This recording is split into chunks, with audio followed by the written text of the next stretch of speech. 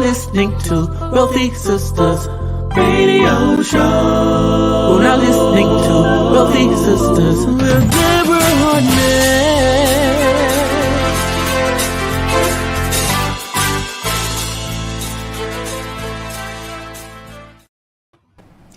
Well, hello, and welcome to Wealthy Sistas Radio with a View. As always, you know, we are super excited to host this awesome show. And the reason why I call it awesome is because we have a twofold purpose. And you know that first purpose is to make sure that we provide inspiration, encouragement, and practical knowledge to you, our phenomenal listeners. You know, especially today, we want to make sure that you know that when you see perfect examples, let me just not say perfect examples. Let me say when you see great examples, right? That you too can do the same thing. And the second purpose here at Wealthy Sistas Radio with a View is to make sure that we provide the platform to showcase, highlight, and edify and say thank you to the sisters for doing big things. And you know we mean our brothers too. And I'm telling you, today's show is not going to be any different. It's going to be phenomenal because, again, I have the privilege to introduce to you, maybe to some, because I'm telling you, she and her husband has created this amazing restaurant that's known worldwide now. I'm telling you, before that there was a vegan craze, before everybody knew about these other vegan places, they were on the block. Trust me when I tell you that. And we're going to talk about the history of that today and many more things that she's involved in. She's none other than serial entrepreneur, restaurateur, my beautiful friend, Miss Naijha Wright-Brown. Welcome to Wealthy Sistas. How are you? Girlfriend, I am great. I am excited to have you on our show today. I think this is your first time being on the show, huh? Yeah, it's been a while. Yeah, since I've seen you. I'm telling you, you know, we've been around a little while, and we actually, for those of you who do not know, we took a little hiatus, but thrilled to be back. Really, because everybody kept contacting me. You know, a lot of people still listening to the episodes from 7 years straight that we did, and I'm telling you, sis, so we had to come back when I saw it's definitely important to continue to showcase individuals like yourself. Well, that's a good problem to have, that folks were still reaching out to you, Deborah. So that's excellent. I'm glad you're back. Definitely so. Well, before we get into all that we're going to talk about today, because that time goes by fast, what I'd love for you to do is, if you don't mind, just sharing a little bit about your background. You know, we like to say, what were those incredible ingredients that went into this awesome recipe that we see in you today? Well, Deborah, I am a native New Yorker. I grew up in a New York City housing project in the South Bronx. So native New Yorker, and came down to Maryland in 2005 through job relocation. And now I'm here. I don't know. I mean, now you are here, but you know, you're skipping some things, and that's okay. If you don't mind, I'm going to share what I know.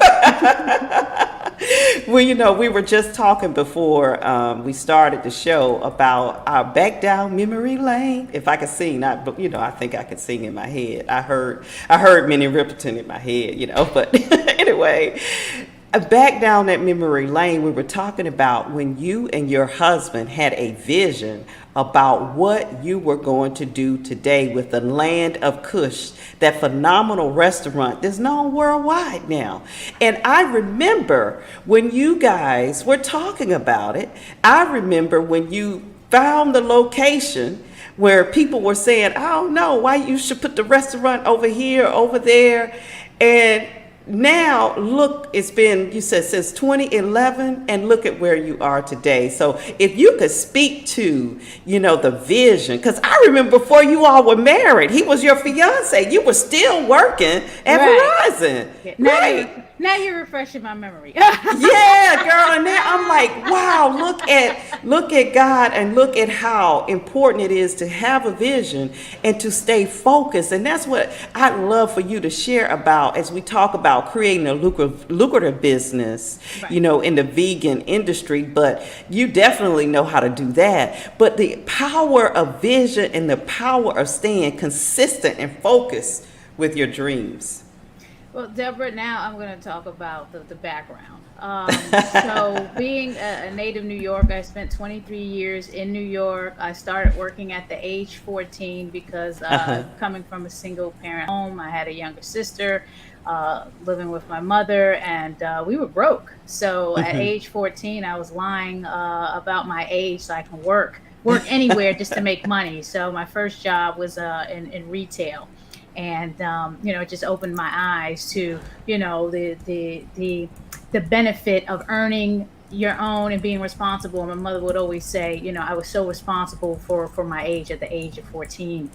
And so I was always motivated to make money. And then I started getting exposed to entrepreneurs as I got a little older, at age 18, 19. I started selling new skin products.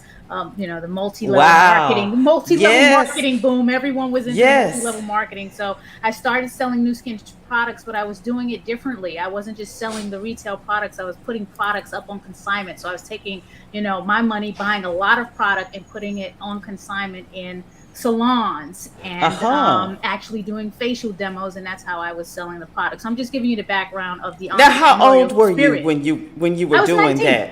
I was Isn't that 19. something? I was Isn't that 19. something? Did you know you were an entrepreneur? Did you know that word when you were 19?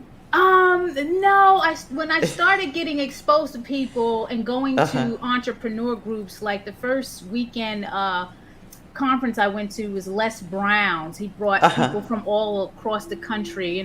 Les Brown has been motivationally speaking for decades. So that was the first weekend conference I actually went to, and I was at the age of 20, 21, something just really young, in my early 20s. And that's when I really got exposed to a lot of people that were doing entrepreneurial things across the country, across the world. I mean, you had some people that were in there globally, Canada, in different countries. So it really opened my eyes. And then the exposure for an inner city child to be exposed to, a diverse audience of people, young, middle-aged, and old, just doing their thing in business really inspired me to keep that fire burning.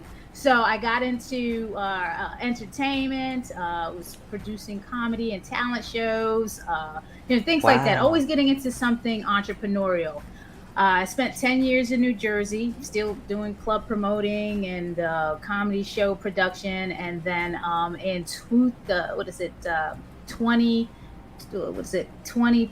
2001, 9/11 happened. Because I always had 3 jobs or 3 shifts, 9 to 5, 6 to 12 midnight, and on the weekend. So I was always working and making money. So 9/11 happened, and that impacted a lot of jobs on Wall Street, because I was working on Park Avenue, and in the Wall Street area, I was floating around helping junior analysts at investment banks and private banking institutions. So after that happened, I had to, I was laid off. So you know what happens, we just went through a pandemic. So you know what happens when you get laid off. Now you're trying to find another job. It was taking a long time for me to find a job that was making the type of money I was making at that age. I was making a lot of money for my age. And hey, I had to land on Verizon Wireless at that time. And I remember kicking and screaming and telling my mom, I can't do this job because I have to pay my car note, and I have to pay insurance, and I have student loans, and now I have an apartment, and I had, and I was really bawling to the point that, I had some thoughts in my mind, like, maybe I should just get this over with, because this is just depressing. But my mother told me to stick it out, that this job was going to take me places, just take one day at a time. And that's what I did. So from 2002 to 2005, I was still in New Jersey. And then the company was closing down the call center I was working in. And we had 3 options. You could either go to Wilmington, North Carolina, Charleston, South Carolina. And then this this question location that nobody knew about yet. We didn't know where we was going to go. That was a question. So that's dangerous. Exactly. I went to visit Charleston, and it's cute, historical, but Charleston wasn't my thing. I went down there with friends who were getting brand new houses built. I could afford to get a house built. I could afford, whatever I needed to do down there. But I said, this is not me. I don't feel the energy. And then Wilmington, North Carolina, beach town, college town, that really wasn't my thing either. So I waited a year. I got promoted, and then I waited a year while this question location was going to come up. And then when it came up, they said, well, the next one is going to be Maryland. And I said, I could do Maryland. Like, it wasn't even I said, I could do Maryland. It's not far from, New York. It's not far from New Jersey. I can do Maryland. So I came down to Maryland in 2005, and I got a physical, and my cholesterol was too high, and I couldn't believe it. What? I was devastated because I used to work out. Get your copy today. And do a lot of working out, and I was so surprised that my cholesterol was high. And I was told if I didn't do anything about it, that I would be put on meds. And I was 33 at the time, and I don't take wow. I'm holistic.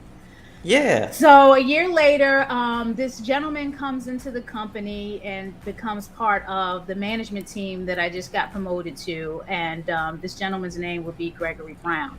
And Gregory Brown, this gentleman. was this unique being eating, awkward foods and had locks and was just real laid back and just really quiet. And I said, okay, interesting dude, whatever. But I was interested in the food and was telling him about my journey and what I had to do and things like that. And he was telling me about what he was trying to do with opening up this vegan restaurant. And that's when I started learning about what vegan was, because I didn't know what vegan was. I wasn't looking at vegans. I was just looking at how am I going to reduce my cholesterol. That's it. And, fast forward to the day, I mean, we just grew to have this strong, intimate relationship in terms of talking business. And I was in school getting my master's at that time. So there was a lot going on. And I was also thinking about what was the next thing I was going to get into. Because remember, I was a nightclub promoter. I was doing all this stuff in New York and New Jersey. What was I going to do in Maryland while I was here? And never been in food service, never worked in food service, don't know anything about food service. But I said, I told him, if you're passionate about anything and you put your heart into it, you can accomplish what you set out to do. So I said, let me help you with this. And that's where it all started. I started working on the website, started doing market research. We started working at festivals. And, now we're married 11 years, an award-winning vegan restaurant with a 10-year-old vegan daughter. And could you imagine, like, when you were in New York and you went down to South Carolina, maybe there, and here you are in Maryland, and now you meet he's in management. You meet your love of your life, got your daughter, got the restaurant. I mean, that's what I love about having a vision, though. Like, you can have a vision and know what you want to do, but sometimes that path goes somewhere else, but it's still within that vision. It may not be the same thing that you were doing, right? Right, exactly. I think that's a perfect example of that. Exactly. And I was still navigating through Maryland. I lived in Owings Mills at that time. He's Baltimorean, born and raised, both sides of the family. And I would have never thought that I would be living in the city of Baltimore. And, like I said, we've been here in the city, opened up the restaurant in the city and live above the city. So it's been an amazing journey, but I get bored very fast. So the restaurant wasn't enough. And that's why I had to come behind it and co-found and co-organize Vegan Soulfest. And then behind that, Vegan Restaurant Week. And then, Keep It Fresh Fest. And then the nonprofit, so it just keeps going and going. But you're talking about these things, which is what we want to talk about today, how to create a lucrative business like within the vegan industry. And that's what you have done. I mean, you built this restaurant. First of all, I don't know if you all knew this. You had to have you had to know something, had to have a clue of where this industry was going. Absolutely not. I'll let you in on a little secret. My husband when we were doing our projection goals, Yeah. my husband mentioned something about, and the annual projection of revenues is Yeah. $100,000. I said, I'm not leaving my cushy job. It's worth more than that for $100,000. I said, it's either a million plus or I'm not doing it. Like, we're gonna change this around here. We're going to switch this up. Yeah. Who want vegan? Right. We're going to make sure they want it. And so what happened when but that was his passion, but you came in with your marketing background, right? And you were able to see how you could capitalize and leverage from that. Yeah, you have to go in with, a lot of times businesses open up, and the capitalism and the competitiveness, it's all fun, but I'm in this for love. It's like, okay, how do we all win-win? So we have this playing field of veganism and vegan industry. And we're not even talking about commercial veganism when you're looking at products, the cheeses and things that they sell in the store. We're just talking about simple foods, plant-based, selling vegan food, and how do we make vegan soul food seem appealing to our demographic, which is the African American and the Latino community, and even the Indian community, people of color, all cultural communities. How do we do that? That's all we were setting out to do. How do you have a healthier version? Because we know red meat takes 3 days to digest, 3 to 5 days to digest in your system, and it's not the healthiest thing to consume. So how do we bring this to the market where people will appeal to it? It'll taste good, and it'll also be good for their health. Well, vegan barbecue ribs. And that was the signature dish, and we would sell out at festivals, being the only vegan vendor at the festivals. And we still have those vegan ribs today. I bet the vegan people were mad at the regular carnivores who they were eating up all the food while they were in line, Like, you don't even eat this. This not even for you. Why are you eating it up? You had to test it out. You had to, you come out there with some vegan barbecue ribs and some yams and collard greens. You're the only vegan thing out there in the middle of fish and chips and chicken and fried chicken and everything. Like, are you really going to win? Like, well, when you put this newsletter up and say, hey, you might want to stop eating red meat, come sample this, give it a try, then, people will look into it.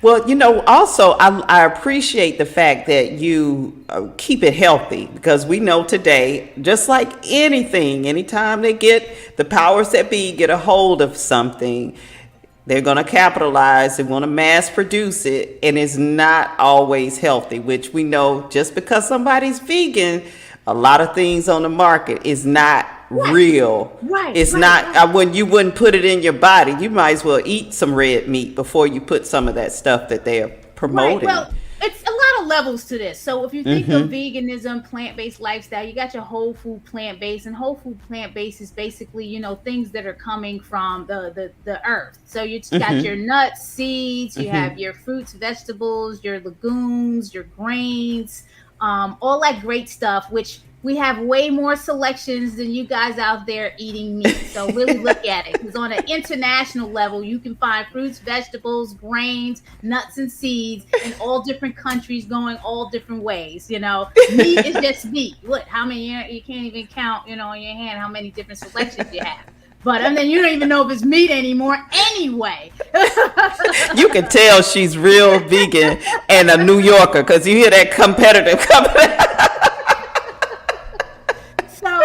And then you have your raw vegans that, they're just going to eat raw. Nothing can be cooked. It has to be that salad. I like a lot of raw foods too, but, I like my cooked greens. I like kale raw or cooked. And then you have your alkaline vegans, where the food has to be out, not acidic. So it's so many different levels to this, and you got to try to have some for everyone. And then you got your gluten-free vegans, you got your soy-free vegans. It's just all type of levels. So you try to have something for everyone, but we're at a state where people, we have our market. Our market is defined. You either love us or you hate us. And it's great to see so many other options popping up to satisfy those that, we may not have everything that people are looking for. So it's just great to see this boom, this explosion of especially Black vegan restaurants coming on the scene. So it's really a good time right now to be in the market, because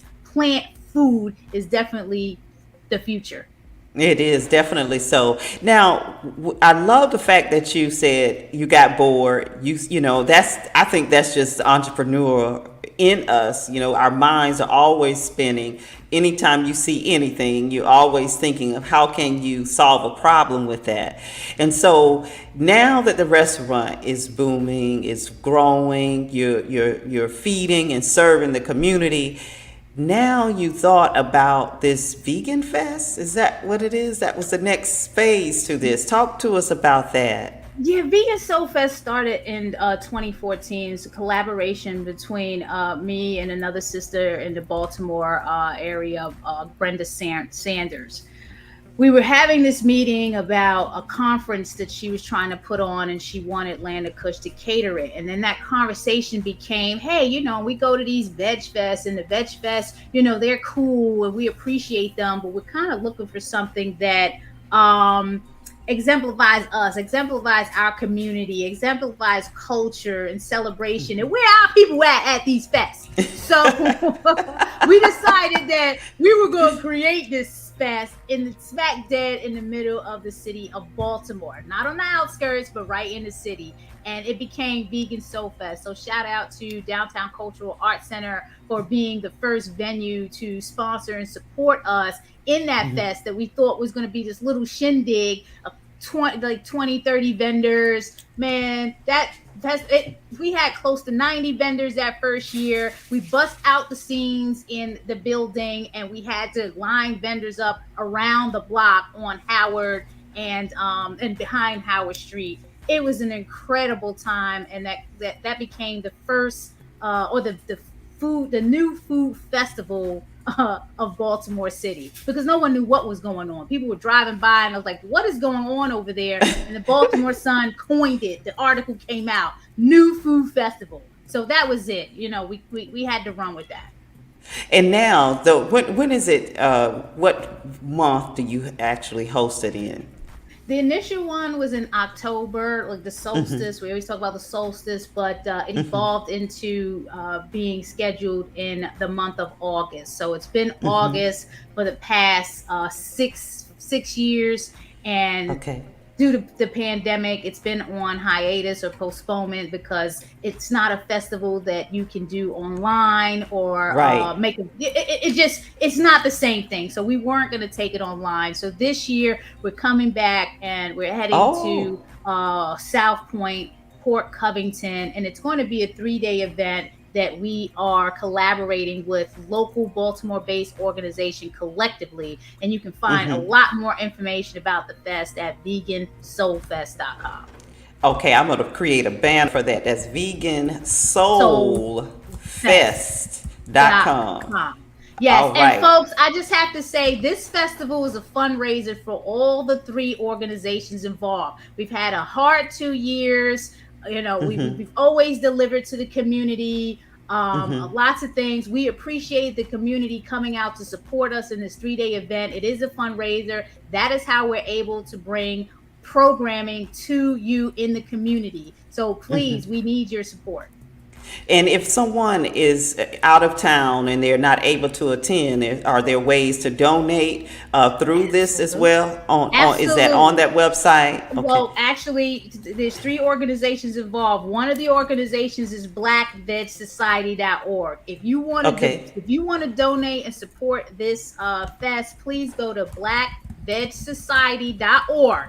That's VEGS. Yeah, VEGS. Black Veg Society.org. Okay. And you can support that way, and funds will go into the fest that way. So please, we need your support there because we do a lot of programming, and Vegan Soul Fest is just one of the events and programs that we offer to the community.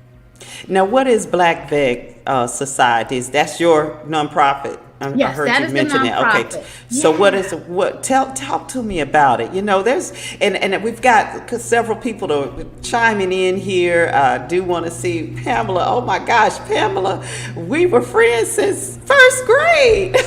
Thank you so much for tuning in. She says she loves the sound of Vegan Soul Fest there. Thank you. Then another good friend, Erica Padmore, says she's excited. She wants to reach out to you and collaborate. So we'll definitely share this. And we've got Ina Shed tuning in as well. Hi, Ina. Good to see you. So definitely talk to us about the Black Vegan Society, the Black Veg Society. Black Veg Society. I mean, it's easy to say vegan, but understand before there was vegan, it was veg. So blackvegsociety.org Yes. is the website. And what we do at blackvegsociety.org is we meet people where they are on their journey. So it's a non-judgmental, wherever you are on your journey, where you're trying to explore veganism or plant-based eating, the lifestyle in general, we're going to meet you there. So one, the website offers tons of resources to start you on your journey. If you just want to learn how to eat or the history of Black vegans, we have an eating emblem. Click on that and you'll be introduced to a resource that will educate you in that area. If you want to learn about how plant-based eating affects the earth, there's an earth emblem there. So there's so many different. You want to empower yourself. Like if you don't want if you want to do this all alone, you don't want anybody talking and lecturing. Yes. There's an empowerment emblem that you can connect with. There's so there's so many. And in there, you'll also find my show, NaijhaSpeaks.com, which is the enlightenment emblem, where you can go and journey into interviews that I have done with so many activists and authors and advocates of this lifestyle. So that's what this vegan soul is all about. Everybody has a little vegan soul in them. You know what I'm saying? It's just a level of passion. We've been culturally taught to eat and consume animal products because of the way we were brought up. This is stemming from slavery. Our masters, our ancestors' masters at that time. But we don't really need to be that way. We're all compassionate at a certain level. So it's just we're meeting you where you are there, and we're working with tons of people in this journey. So it's a psychological thing. You have to be ready to be fully vegan and know why you're doing this. So don't do it because it's a trend. Do it because it's something you want to do and it's a benefit to the environment, to your health, and to reduce cruelty to animals, and also to address world hunger, because the food that we're eating and consuming, understand those animals have to eat food that could be given to people that's starving. So it's a lot of dimensions to this. But the Black Veg Society helps you in all of those areas. We also put on events. We just had a Keep It Fresh Fest luncheon last Saturday, where we brought people out and you were able to eat Land of Kush food for free and listen to Dr. Ruby, who has been in the game. She's been featured in What the Health and Invisible Vegan, and they're trying to kill us. And she's also cured herself of thyroid cancer. So these are guests that we bring to you that teach you, how to do this. And they're real live stories, and they're Black people. They're our people. They're our color. It's not a white thing. We've been doing this, since the Seventh Day Adventists were around. So don't think it's a new thing. It isn't. And we were talking about that this morning, my husband and I, and how deception and how things get twisted and turned and upside down, right? And like you just said it's not a white thing. And I know that for my lovely Caucasian brothers and sisters that tune in, what she's saying is, in our community, when we start talking about eating healthy, because I've been on this journey for 30 plus years, although I do a cleanse, I do this full body cleanse and all of that, and I eat raw for a lot of periods of the year. But towards the end of the year, I do have some poultry. I do that, and fish. But I recognize the importance of eating and having that lifestyle. But I've been accused for years and teased by family and all of that. Oh, you eating white, or you eating that, Yeah, y'all better. You eat white. Yeah, like this is where we came from, right? Let me tell Go to Make it clear. blackvegsociety.org. Yeah. Go to the Veg Guide. Download Tracy McWhirter's African American Vegan Starter Guide, and you're gonna learn some history today. Do that today. You're gonna learn today. 1915, there was a conference organized Wow. by the Seventh-day Adventists, and that's where I'm just gonna leave it right there. You go in and go to that guide, and you're gonna learn something today. Wow, that's incredible. I can't wait to go to there myself and get the information that you're talking about and share it with some of the people, the family, because it's just still amazing. And I thank God it's all by His grace, all by His mercy that He's given us wisdom to do things right, and we make a choice, through that. And I'm grateful that I haven't had the challenges and the health challenges that a lot of had. And I'm like, don't you see any type of parallel or it's just amazing. You know what it is? We're like, when I talked about the psychology of this, living this lifestyle, food is social. So once you start changing the way you eat, you start changing the way or the people that are surround you or around you, unless people are really your friends and they're going to support your efforts. Would you laugh at somebody that's working out and trying to lose weight? Why would you do that? If they're trying to better themselves and their well-being, why would you ridicule them? It never, it just confuses me, it baffles me when people do that. If somebody's trying to better yourself, if someone in your family died from diabetes, heart disease, stroke, exactly, triple bypass service, yes, why would you laugh at them because they're trying to better themselves through healthy do something eating or different? Working out. It's because you feel comfortable that maybe that's what you should be doing. See, exactly. We have to try love in our community. We need a little bit more love and stop worrying about what everybody else is doing and worry about what you're doing. Okay, better yourself and let people better themselves. Exactly. Well, see, she said it. I'm telling you, you had no idea. Very unassuming from Miss Naijha. She comes with a power-packed purpose, and I know that's the speaker in you, and the passion exudes from you. That this is not, like you said it earlier, you have to be passionate about what you're doing, and this is a mission, that you're on, and we can certainly tell by the way you're speaking and the confidence that you have to let people know that no, it's time out for the foolishness. It really is. I mean, really, it's like it's crazy. It is really crazy to continue to think that dead food and all of the things, these pharmaceutical things and all of that, it's crazy to think that that's going to be better than what God initially created for us. So I appreciate your passion in that. And for those of you who are just tuning in to Wealthy Sisters with a Radio, Wealthy Sisters Radio with a View, we are so super excited to have you here today and to join us in this great conversation that we are having today. But before we go back, I do want to just share a little information break with you. I want you to know that Wealthy Sisters, okay, it's all about partnering, right? We are also featured on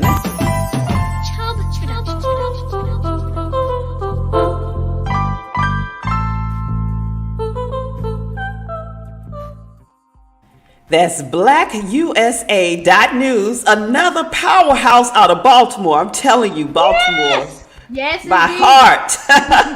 And that's my brother, Donnie Glover there. He has, and Naijha knows, he has been a true advocate in media for Black people. When I tell you, he started the Black Wall Street years ago. This was like in the early 2000s when I met him, right before we met, I believe, or right along the same time. Yeah. And this platform, I'm telling you to check it out. A lot of different news shows, informative. Go again to Black News, BlackUSA.News, and I'm telling you, you'll learn a lot. Now, again, if you just Donnie Glover, if you're just tuning into our show, today's guest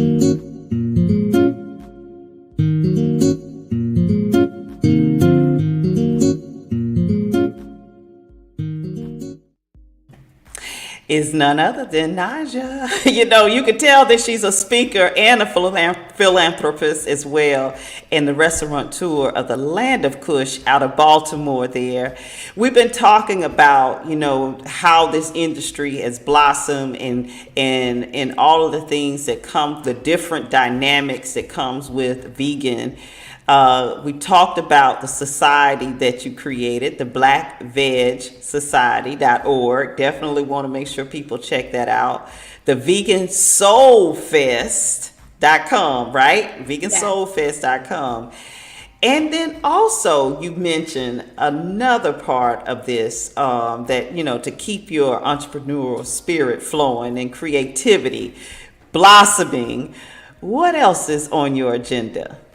Well, you know, after Vegan Soul Fest, I had to explore how to promote and expose other restaurants that were exhibiting vegan cuisine, all types of cuisine, not just vegan restaurants, but veg friendly. Now, someone asked where Land of Kush is located. It's located in Baltimore. We're at 840 North Utah Street, right near Martin Luther King Boulevard. And you can go to Land of Kush, KUSH.com for more information about the restaurant.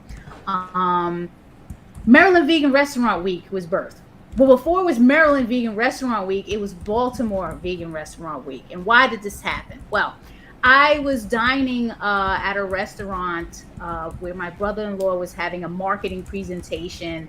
And of course, a lot of restaurants, the only option on the menu is like a salad, like it's some creative salad with a lot of other stuff or whatever in it. So in this salad, I just wanted the cheese taken out. I didn't want any feta cheese, anything with cheese in it. I didn't want it. I just wanted the mushrooms or whatever it was that they had in it, and that's it. It was one of those dishes. I love mushrooms. I just didn't want the cheese. And it was this whole big production about, taking that out. I mean, the waiter could have easily said, well, we can't do this, but, maybe here's another option. But this waiter actually went through the whole spiel of saying, you know what, people like you should go around the corner and eat at that restaurant. So I was very offended. One, because you never know who anybody is. That's why we try our best to treat people the best we can in our restaurant. Every day is a different day, but you have to have that in the back of your head. You never know who you're talking to. And I was offended. And then I was there for my brother-in-law's marketing presentation, and I was being discriminated against.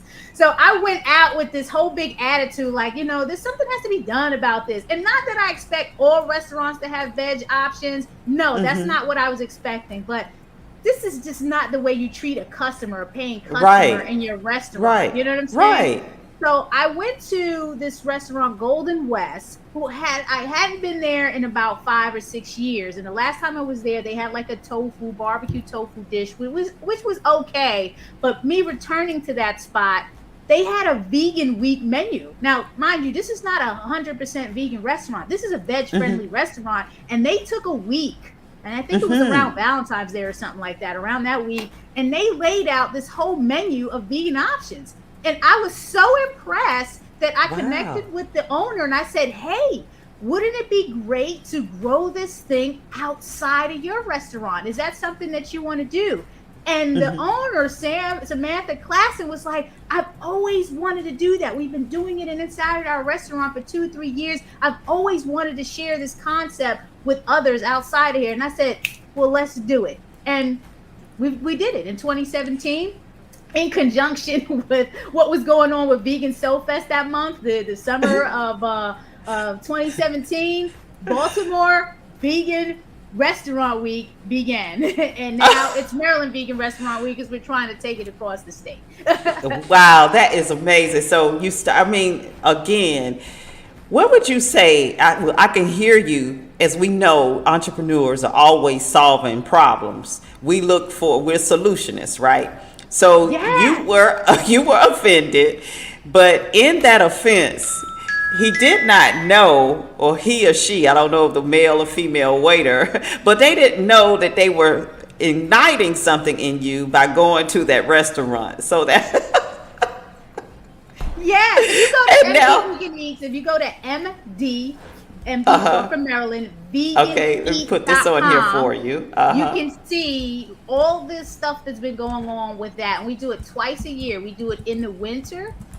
Well, this year was done in March because of the whole Omicron stuff that was going on. So it might be in March. So first quarter March and in summer in August. So we do this twice a year. And it is a fun time for everyone. It's a time to bring your family out, to try new things, vice versa. Whether you're vegan and you want to bring your non-vegan friends out, or you're non-vegan and you want to, get into the whole gist of, hey, with your vegan friends, let's go out and try something. All the participating restaurants try to offer an option or two on their menu, and you get to vote. You get to vote on who did the best job and what was the best dish or dessert or beverage. And it's just a challenge for that time. Now that's a MD Vegan Eats with an S. Yes. All right. Let me add that banner up here so that everyone can get that information. Now, let me ask you this. Are you all included in that competition? Because I don't know if that's fair. In the first couple of years we were, but this last one, Land of Kush and Golden West did not include themselves in the competition because, we created the whole thing. But the winners this year were Great Sage in Clarksville for their best dish, and Doda's right a couple of blocks away from the Land of Kush over on Charles Street, and Honoree Bakery in Hamden for their desserts. So it was a great time, and it couldn't have been anything better. There were so many great restaurants, so many great dishes and desserts and drinks, but those were the ones that were voted for the best in those categories. Okay, so we're here talking about creating a lucrative business within the vegan industry. And so you've talked about the restaurant. That was your launching platform. You combined that with the Vegan Soulfest, right? That you have, it's a nice big festival, vegan food and other activities. You have artists and entertainment and all of that. And then you talked about your Black Veg Society, which is your nonprofit that you provide resources and education. And if, like she said, if you don't want anybody preaching to you by yourself, you could go on there and learn by yourself as well. And now you talked about the MD Vegan Eats, well, which is Restaurant Week for vegans, right? Right. This is powerful, y'all. And what I want you to kind of touch on here, because we talk about it all the time, the power of networking. A lot of times people are in business for themselves, by themselves, and they feel so competitive. They don't want to collaborate. They don't want to, and this is a theme that we talk about a lot of times that we are kind of shy away from. Right. I was talking to one last week, Twyla Garrett, powerful sister, multimillionaire, has done very well in business, particularly in the government contracting area. And she was on our show last week. And we were talking also about how major corporations, this was my girlfriend, LaFern. Let me give LaFern credit. LaFern Beatty, who's been on the show. We were talking how major corporations will go for government contracts, right? They would go for those contracts, competing against one another. And whoever would get that contract, then they would go and collaborate and bring them on board. So they would list things from that RFP that they had no experience in or did not have it on their team, but they knew that their opposing, company did. So talk to the small business owner to elevate. Don't have just because you're a small category, but don't think small about just sticking to yourself. Speak to them on the importance of collaborating, because now what have you done by partnering with other vegan restaurants? You're not threatened by them, obviously, but what were the advantages outside of you all coming together with this restaurant week? What can you speak on were the advantages of collaborating? Well, you build a stronger ecosystem and connections. We're a small restaurant here. A lot of people, when they look up Land of Kush, I guess they envision this large, full service dining experience. And then when they get here, they see this is a small, looks like a mom and pop family owned shop. And that's what it is. We don't even see more than 20 people in here, but it's the brand and the presence, and I guess the blessings and the delivery we bring, and just the brand. And we share that with everyone. No, we're not threatened. Why? Because everybody doesn't have to like Land of Kush, and I'm not expecting everyone to like Land of Kush. I eat at a lot of places in Baltimore, outside of Baltimore, and surrounding areas, and throughout the state. We're not the only restaurant here. We're not the only vegan restaurant. There are different cuisines. There are different styles. There's different social economic levels. You got fast casual. You got high end. You got, you can't even sit down in there. So it's like, it is just, you have to collaborate. There are some people just starting out. There's some people already tenured. Just take us and Golden West, just looking at the amazing work they do there and learning from how do you run a major establishment like this. We're getting ready to open up on the east side of Baltimore, and it's going to be larger. We're going to have to understand how to do this. We don't know. We're new restaurateurs. So all that competitiveness, competition is great. You're always going to try to strive to do bigger and better things than the next person. But there is nothing wrong with getting together and loving your fellow small business restaurant owner. I invested money in my Mama's Vegan when they had their Main Best campaign going. That's a Black sister with a vegan restaurant. Why wouldn't I do that? I want Black sisters to excel. I mean, look at Slutty Vegan. I didn't have to invest anything in her, but I promote the heck out of what they're doing. You know what I'm saying? And they vended at Vegan Soulfest in 2018, and a year later, now, they're booming. They're doing the damn thing out there. So why not do that? Like, drive by it all the time, line wrapped around the block. Yes, hashtag try love opposed to hate. Maybe if you put out some better energy will come back to you. And that's how, and it doesn't have to necessarily come back from that person that you're putting it out to. It always comes back full circle, 10 times, 20 times, 100 times folded, so that's just naturally me trying to solve problems. No, I can't solve everybody's problems, and I'm not going to, and I'm not expecting that I'm going to. But if I'm passionate about something, I'm going to try to put my finger on it and see what I could do to make lemonade out of all these lemons. That's right.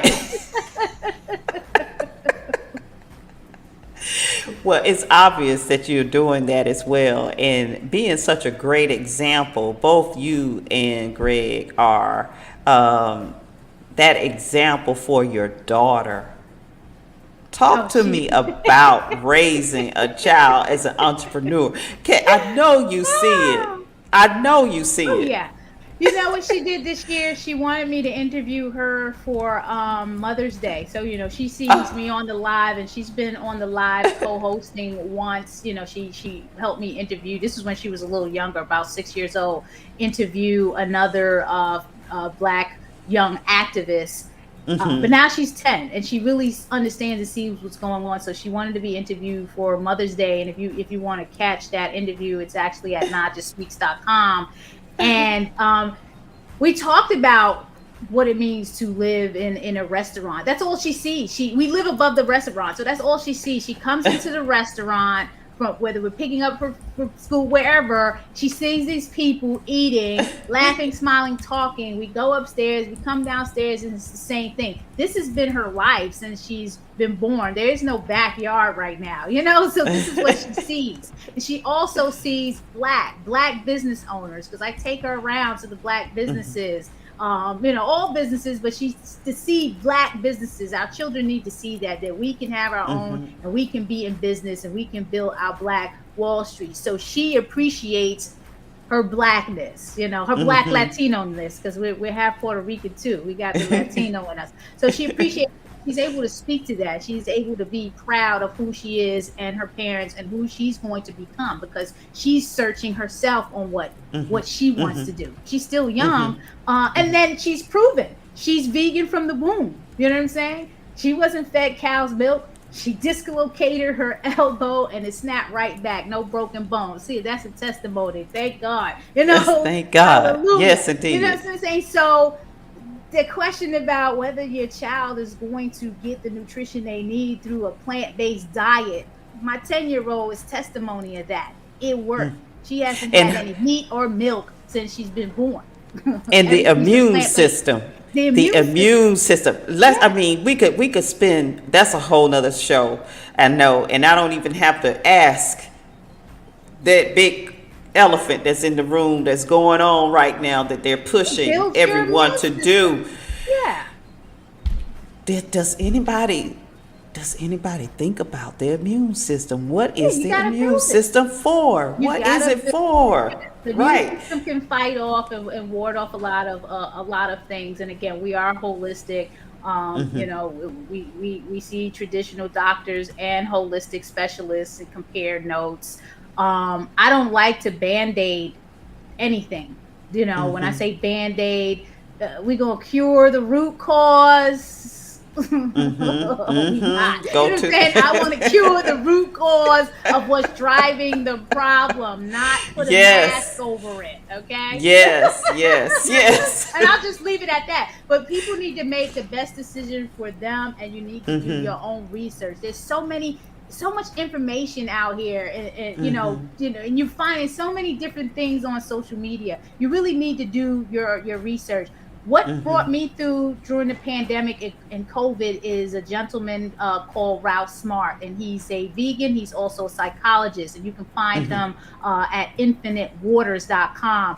He Oh kept me yeah. through this whole Yeah, I know pandemic, him. and just basic down to earth, just logical. That's it. What is thinking. that? He Infinite does waters. that. Infinite waters. Breathe it. Baby. Yeah. That's what you need to do. Breathe in that good ass prana.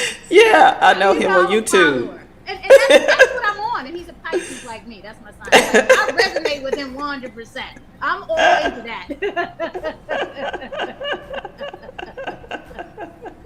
I mean, I'm That's just keeping awesome. it real. All you can do is keep it real for yourself. Again, you That's have right. to know what your cipher and universe, you know, entails, and how you're going to negotiate this environment and navigate in it. If you got toxic energy around you, if it's always toxic, constantly toxic, and you can't think and it's not clear, guess what? You got to change your circle of influence and your environment, and that's on you Right. to do, nobody else. Right, that's right. And you know what? It's on you to do. You said it. We are in control of that. We can twist it. We can change it. We don't have to have that. Allow people to even pull us out of our happy zone or whatever you want to call it, right? People, again, they tease about that. They joke about that. But you got to realize it's something to it. Right. It's something to it. We're out here Yes. matching everything and matching Yeah. energy. People want to match negative energy and do all this other stuff. Look, match some positive energy too. How about Right. that? And women, I have missed out because I have to force myself to look at some things. I do not watch the news. Period. I hardly watch any television. So what is this Good. you saying? Match? That's a new thing. Match that this. energy. Match. People Match like, that you know, energy. match this Okay. negative energy, this conflict, and all this other stuff, and they want to be big and bad, matching this other. Like, how about matching some positive stuff? You know, so we Yes. can grow. You know, Yes. as a community, as collectively, because we Yes. still behind. You know what I'm saying? We still don't lost a lot of land. We got a long way to go to Yes. catch up. So I think we need to match the energy and get together and do some positive stuff so we can grow and build this Black Wall Street and this economic network and stop Exactly. fooling around. To be honest, with you. Exactly. And I mean, that's a perfect segue into what we are all about here at Wealthy Sisters. Get your copy. Get your copy today of Wealthy Sisters, Powerful Personal Stories Proving You Can Do It Too. Available on Amazon.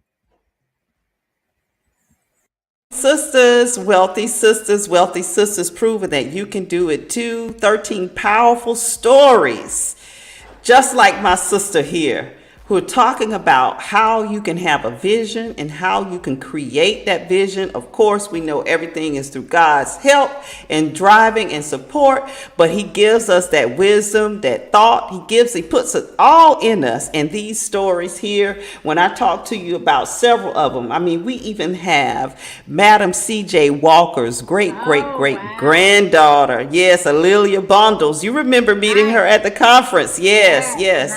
You want to find your copy on Amazon. It's a perfect gift. Wealthy Sisters, powerful personal stories proving you can do it too.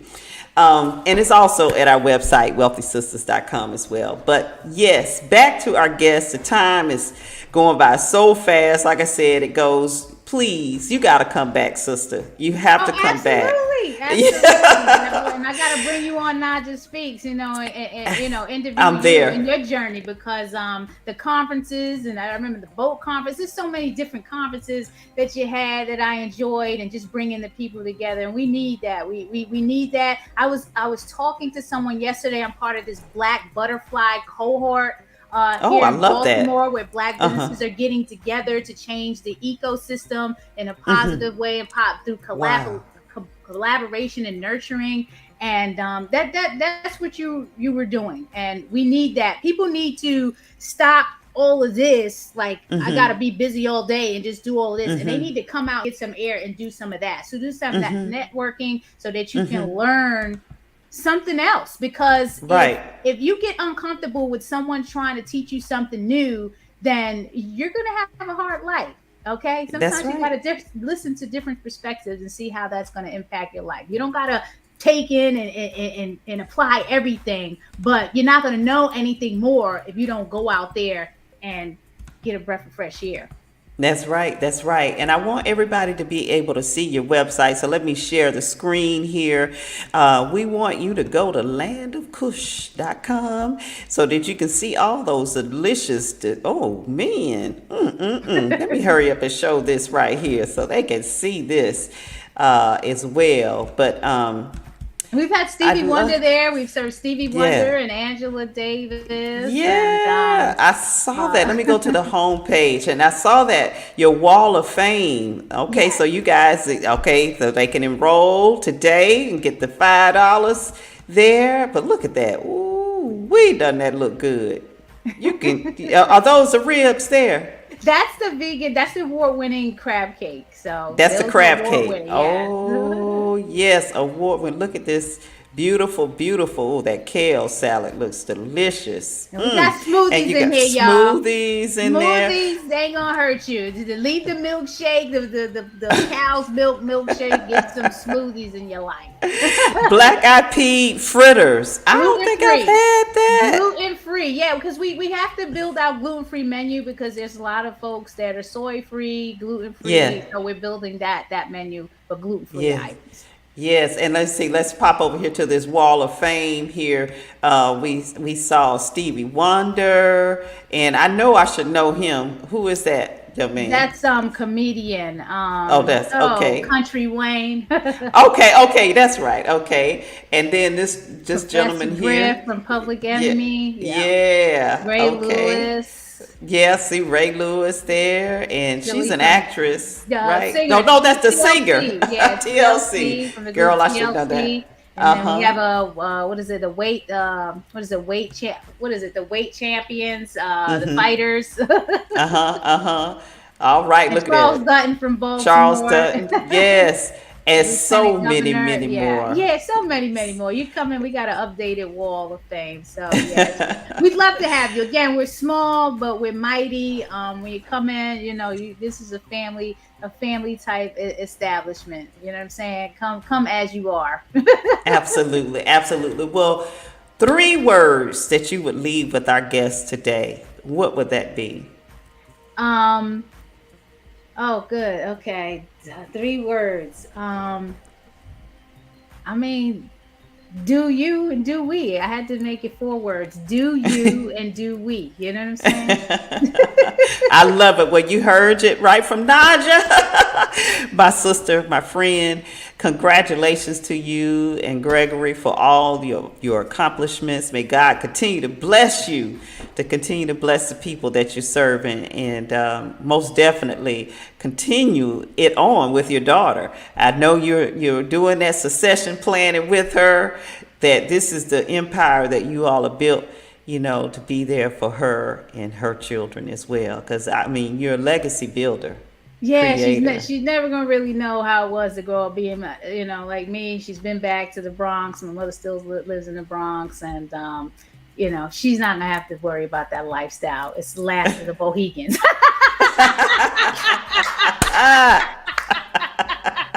And you brought it up when you said you all live above. I remember you all doing that. I remember when you got the building and what your plan was. I remember that. We had to, because we first Yes. on tours. You don't want to come to a restaurant and you're hours away, and then you come and it's all in disarray. So we've gone through some stuff living here, but at least we were here and able to be open when we're supposed to be open. So blessings to that. That's awesome. And I love what Ina said, love, peace, and eat. Yeah. Thank you, Ina. I can use that. Love, peace, and eat. Those are her 3 words. Perfect 3 words. Well, again, thank you, sister, for tuning in. All of the audience, if you're catching us on YouTube, Facebook, LinkedIn, we appreciate you. We adore you. And we want to ask you right now, go and subscribe, especially right there on YouTube. We need you to help us out. Send a message to your friends. If you see the value in the content that we're providing, please subscribe. Subscribe and share, promote, like. That will help us continue to bring the great content that we're bringing to you today. And speaking of great content, next week's show.